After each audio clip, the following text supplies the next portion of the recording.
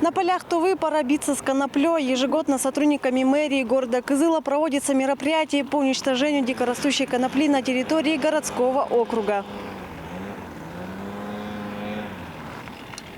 В связи с профилактикой незаконного оборота наркотических веществ были проведены мероприятия по уничтожению дикорастущей конопли путем химической обработки полей гербицидом «Торнадо-500». Эффективное применение химикатов заключается в том, что растение уязвимо на ранних стадиях развития. Дополнительно Министерство сельского хозяйства предоставило еще 40 литров химиката «Спрут Экстра», который, как уточняют специалисты, более эффективен для уничтожения конопли. Оно сначала вот так желтеет после 5-6 дней, а затем оно становится как вот так высыхает, а затем вообще чернеют. Поэтому как бы считается как бы с нашей задачей уничтожения как бы уже исполненным.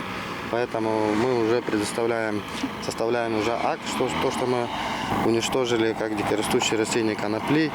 На территории города Кызыла антинаркотической комиссии республики был обследован 51 гектар. Из них на момент обследования на 27 гектарах выявлены частичные очаги произрастания конопли. С 28 июня уничтожено путем химической обработки и ручной проколки 1,5 гектара дикорастущей конопли. Мероприятие по уничтожению дикорастущих растений конопля уже началось у нас с 28 июня и продолжится до конца июля. Также на территории города были уничтожены частичные произрастания дикорастущего растения собственноручно. Вред, наносимый наркотиками, чрезвычайно велик. От них страдает все общество и прежде всего молодежь. Инна Клоян, Чайхан Дангак, Мирана Иргит, Тува 24.